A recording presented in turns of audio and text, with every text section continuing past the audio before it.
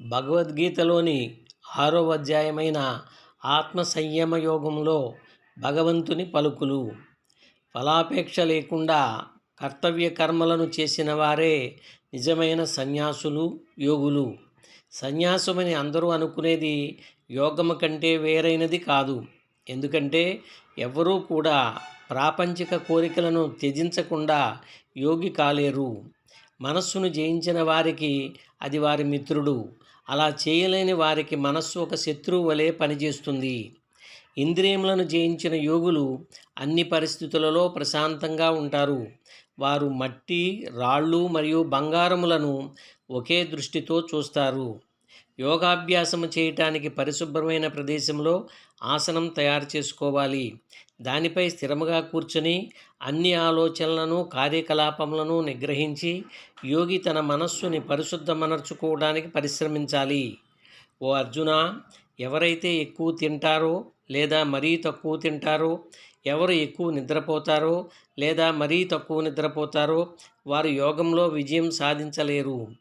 గాలి వీచని ప్రదేశంలో దీపం ఎలాగైతే నిశ్చలంగా ఉండునో, యోగికి వశమునందున్న మనస్సు ఈశ్వర ధ్యానంలో స్థిరముగా నుండును. ఎప్పుడైతే మనస్సు ప్రాపంచిక కార్యకలాపాల నుండి నిగ్రహించబడి యోగాభ్యాసము ద్వారా నిశ్చలంగా ఉండునో, అప్పుడు ఆ యోగి పరిశుద్ధమైన మనస్సు ద్వారా ఆత్మను దర్శించగలడు. మనస్సు ప్రశాంతంగా ఉన్నవాడు, ఆవేశ ఉద్వేగాలు శాంతించినవాడు, పాపరహితుడు మరియు అన్నిటినీ భగవత్ సంబంధంగా చూసేవాడు అయిన యోగికి అత్యున్నత అలౌకిక ఆనందము లభిస్తుంది. స్వీయ నిగ్రహం కలిగిన యోగి ఆత్మను భగవంతునితో ఏకం చేసి భౌతిక మలినముల నుండి స్వేచ్ఛను పొందుతాడు.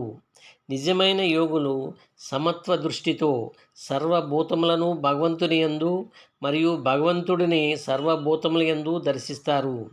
ఎవరైతే నన్ను అంతటా దర్శిస్తారో, అన్నిటినీ నాయందే దర్శిస్తారో, నేను వారికి దూరమవను, వారు నాకు దూరం కారు.